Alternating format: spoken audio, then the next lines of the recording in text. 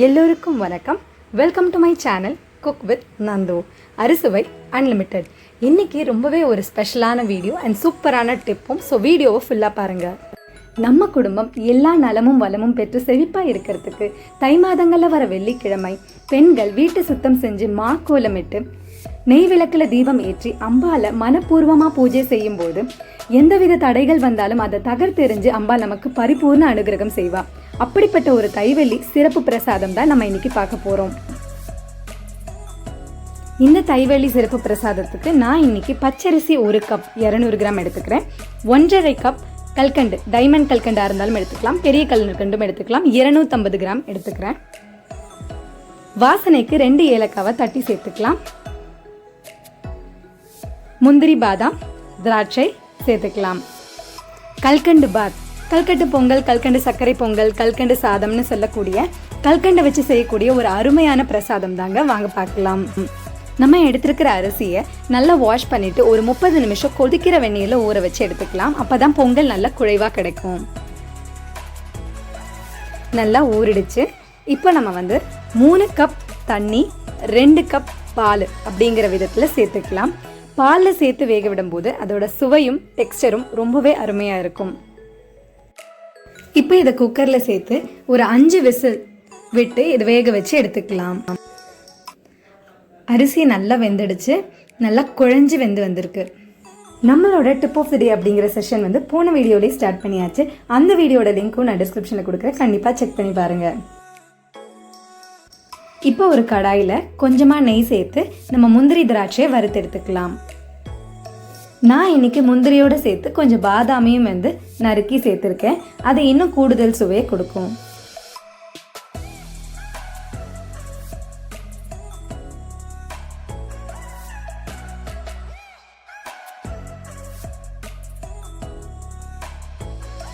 இப்போ தனியாக இதை எடுத்து வச்சிடலாம்.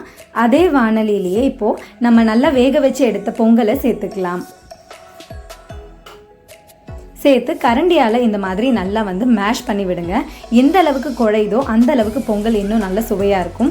இந்த அளவுக்கு நல்லா ஒரு கொதி வர ஆரம்பிக்கிற நேரத்தில் நம்ம எடுத்து வச்சிருக்கிற 1.5 கப் கல்கண்டு, அதாவது 250 கிராம் கல்கண்டை சேர்த்துக்கலாம்.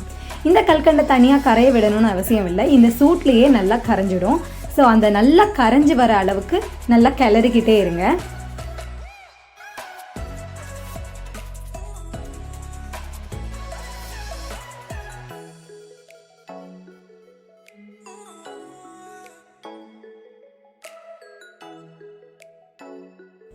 கல்கண்டு சேர்க்கும்போது பொங்கல் கொஞ்சம் இலகி கொடுக்கும். நல்ல கல்கண்டு கரைஞ்ச உடனே 1 கப் பால் இன்னும் கூடுதலாக சேர்த்துக்கலாம். அது நல்ல ஒரு சுவையும் டெக்ஸ்டரையும் கொடுக்கும். எண்ணெய் இந்த அளவுக்கு தண்ணியாக இருக்குன்னு பயப்படாதீங்க. ஒரு 10 நிமிஷம் இதே மாதிரி மீடியம் ஃப்ளேமில் கொதிக்க விடுங்க. இது ஆற ஆற நல்லா கெட்டியாகும்.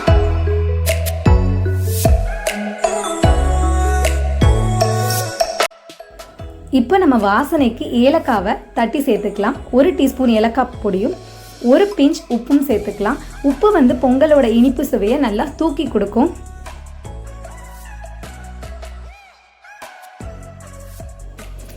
இப்போ பொங்கல் நல்லா கொஞ்சம் கொஞ்சமாக திக்காகிறது உங்களுக்கு பார்த்தாலே தெரியும். இந்த நேரத்தில் நம்ம வறுத்து வச்சிருக்கிற முந்திரி, பாதாம், திராட்சையை சேர்த்துக்கலாம். சேர்த்து நல்லா மிக்ஸ் பண்ணி விடுங்க.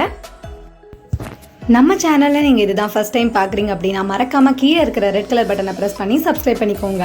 பக்கத்தில் இருக்கிற பெல் சிம்பலையும் தட்டி விடுங்க. அப்போ தான் நான் போடுற எல்லா புது வீடியோஸும் உங்களுக்கு உடனுக்குடனே நோட்டிஃபிகேஷன்ஸில் வரும்.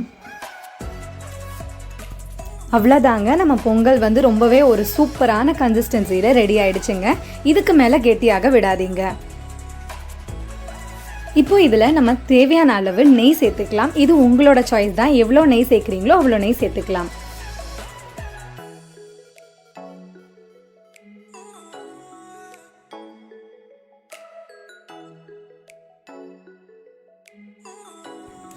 இந்த கடைசி தை வெள்ளிக்கிழமை அம்பாளுக்கான சிறப்பு பிரசாதம் கல்கண்டு பொங்கல் ரொம்பவே அருமையாக ரெடி ஆயிடுச்சு. அம்பாளை பூஜை செஞ்சு எல்லாரும் எல்லா வளமும் நலமும் பெற்று வாழ்க்கையில் நிம்மதியாக இருக்கணும் அப்படின்னு இறைவனை பிரார்த்தனை செஞ்சுக்கிறேன். இந்த மாதிரி முறையில் நீங்கள் கல்கண்டு பாத் செஞ்சீங்கன்னா எவ்வளோ நேரம் ஆனாலுமே இந்த கன்சிஸ்டன்சியில் நல்லா தலை இருக்கும் நம்மளோட கல்கண்டு பாத்.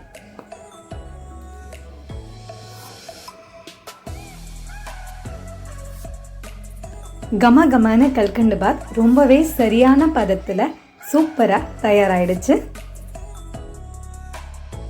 இந்த கடைசி தை வெள்ளிக்கிழமையை மிஸ் பண்ணாமல் சிறப்பு பூஜை செஞ்சு அம்பாளுக்கு சிறப்பு நிவேத்தியம் செஞ்சு வழிபாடு செய்யுங்க.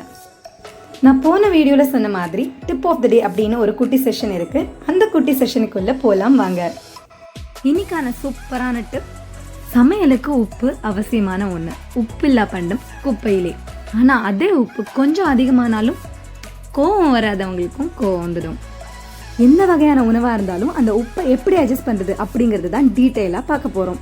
நம்ம செய்கிற கிரேவிஸ் குழம்புகளில் உப்பு அதிகமாகிடுச்சுன்னா கவலைப்படாதீங்க. 1 டீஸ்பூன் சோளமாவோ இல்லை கடலை மாவோ பாலோட கலந்து அதோடு சேர்க்கும் போது உப்போட அளவையும் குறைச்சிடும், திக்னஸும் கொடுக்கும். பொரியல் வகைகளில் உப்பு அதிகமாகிடுச்சுன்னா தேங்காய் துருவி சேர்த்துக்கலாம். தேங்காய் சேர்க்க முடியாத காய்களுக்கு வெங்காயத்தை வதக்கி சேர்த்துக்கலாம். நம்மளோட பாரம்பரிய உணவு ரசம். ரசத்தில் உப்பு அதிகமாகிடுச்சுன்னா இன்னும் 1 கப் தண்ணி எக்ஸ்ட்ராவாக சேர்த்து ஒரு கொதி விட்டு மிளகு ஜீரகத்தூள் சேர்த்து கடைசியாக கொஞ்சோண்டு லெமன் பிழிஞ்சு விட்டிங்கன்னா அந்த உப்போட அளவை குறைச்சிடும். இட்லி மாவில் உப்பு அதிகமாகிடுச்சுன்னா 1 கரண்டி உப்புமா ரவையை வெறும் வாணலியில் வறுத்து பால் சேர்த்து 5 நிமிஷம் ஊற வச்சு மாவோட கலந்துடுங்க, உப்போட அளவை குறைச்சிடும்.